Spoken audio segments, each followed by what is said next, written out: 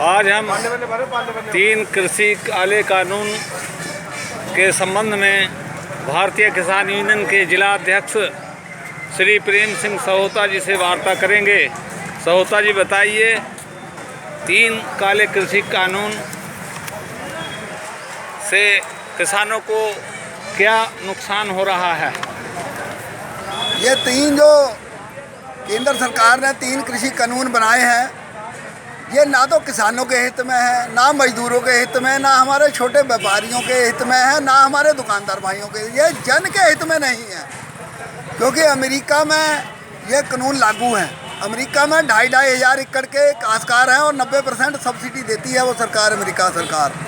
तो भी वो किसान आज दुखी हैं और आत्महत्या हो रही है वहाँ पर किसानों की, और वो कर्जाई हैं किसान और वो परेशान है। अमेरिका सरकार भी कानून बदलने को, उन्हें रद्द करने को सोच रही है, ऐसा विचार चल रहा है। जर्मन के अंदर ये कानून पहले लागू हो चुके थे, वहाँ फेल हो चुके हैं और उन्होंने सरकारों ने उनमें तब्दीली करी है।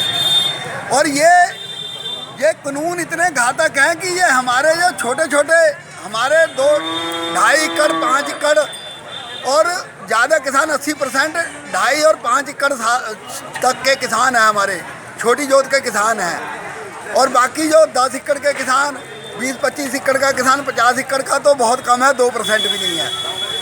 तो ये छोटा किसान तो बिल्कुल इसमें दला जाएगा, उनकी डोलों का पता नहीं चलेगा और खेती से बेजार हो जाएगा। इसका दुष्प्रभाव कुछ सालों के बाद आना चालू होगा, क्योंकि हम आने वाली पीढ़ियों की लड़ाई लड़ रहे हैं। 2 साल हमें ये भाव अच्छा दे सकती हैं ये कंपनियां, क्योंकि मंडी हमारी खुली हुई है। जो सरकारी मंडियां हैं, अब जो माध्यम है आड़तियों की मार्फत सरकारी मंडियों में माल हमारा जाता है। जो न्यूनतम समर्थन मूल्य जो सरकार घोषित करती है, उसके तहत अगर बाज़ार में कम रेट है तो सरकार की जिम्मेदारी क्रय केंद्र लगाकर उसे खरीद करने की है, जो वर्तमान में कानून है। और उसे FCI खरीद कर जो PDS गरीबों को भोजन दिया जाता है, तो वो महीने की महीने गरीबों को भोजन PDS के द्वारा दिया जाता है। ये कानून ये कहता है कि ये न्यूनतम समर्थन मूल्य यानी नहीं दी गई। किताब है हमारे पास कानून की, हमने रिसर्च करी है। जो पंजाब से जथेबंदियाँ चली है, 6 महीने इस कानूनों पर उन्होंने रिसर्च करी है।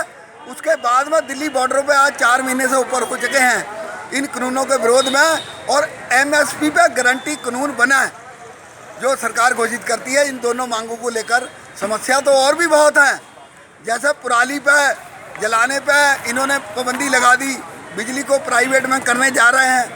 तो ये चीज़ें समस्या और भी बहुत है। हम इनसे 1967 के रेशो के हिसाब से नहीं मांग रहे रेट, वो तो दे ही नहीं पाएगी सरकार, क्योंकि जो महंगाई उस टाइम थी वो दूसरी चीज़ें किस रेशो से बढ़ी हैं और हमारी फसल किस रेशो से बढ़ी है। हमारी 200-250% बढ़ी है, वो 2-2.5 हज़ार% सोना, सरिया, सीमेंट, डीजल, पेट्रोल, रसोई गैस, वो 2.5 हज़ार गुना बढ़ गई। और हमारी 250% भी नहीं बढ़ी, हमारी जो जिनसे हैं उनके रेट। तो हम वो रेट तो सरकार दे ही नहीं पाएगी। हम तो जो मिनिमम सपोर्ट प्राइस है, न्यूनतम समर्थन मूल्य, उसकी गारंटी मांग रहे थी। इससे कम रेट ना बिके सरकार किसान की फसल, और अगर उससे कम बाजार रहता है तो वो गवर्नमेंट का जो अधिकार है, हक बनता है कि वो रेट देकर किसान को पैसा दे, वो फसल खरीद कर उस रेट पर। तो ये गवर्नमेंट की जिम्मेदारी होती है। तो ये कानून जो है ना तो गरीब के हित में, ना मजदूर के, और ना किसान के हित में। किसानी खेती तो बर्बाद हो जाए आने वाले समय में, क्योंकि बराबर में मंडियाँ प्राइवेट खुलेगी। 2 साल वो हमें अच्छा रेट देंगे, हमें जो न्यूनतम समर्थन मूल्य उससे भी अच्छा रेट देंगे। उसके बाद में सरकारी मंडियाँ बंद हो जाएंगी, स्वतः ही बंद हो जाएंगी। आड़तिया क्यों बैठेगा भाई, जब 1 साल देखेगा, 2 साल देखेगा, तीसरा साल नहीं झेलेगा। खर्चे होते हैं बैठने में मंडी में, तो वो मंडियाँ बंद हो, एक दुकान रह जाएगी, फिर हमसे वो सस्ता खरीदेंगे, महंगा बेचेंगे।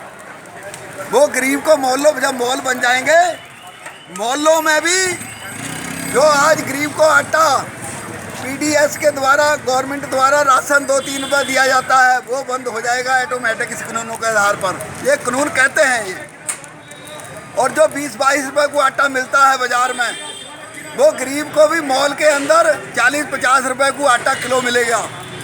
और उसका आम जनता पर कितना नुकसान होगा।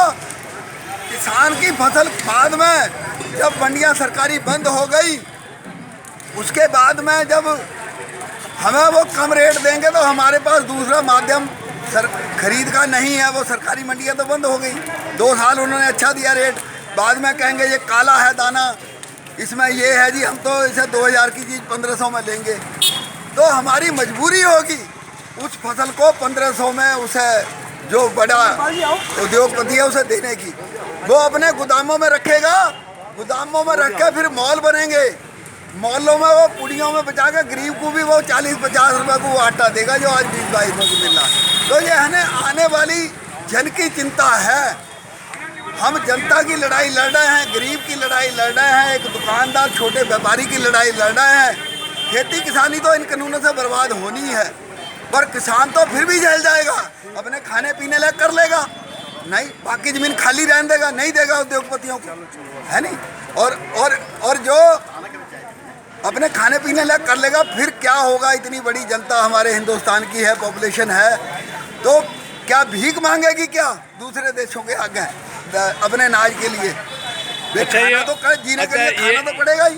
ये बताइए कि सरकार के अड़ियल रुख से क्या लगता है आपको? देखो जी, क्या सरकार का क्या हमारा लोकतंत्र के अंदर कोई गलत हो रहा है हमारे साथ, आवाज बुलंद करने का हमारा काम है, मौलिक अधिकार है, उसे मौलिक अधिकार है, उसे हम कर रहे हैं।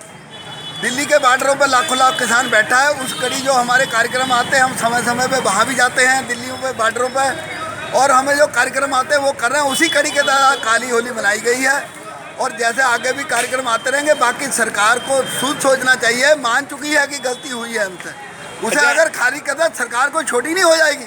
ना सरकार छोटी है ना छोटी हो जाएगी, अगर भूल है उसे सुधार कर ले, इन्हें रद्द कर दे कानूनों को, किसान MSP पे गारंटी कानून दे जो दे। किसान शहीद हुए हैं उनके संबंध में क्या कहना है आपका?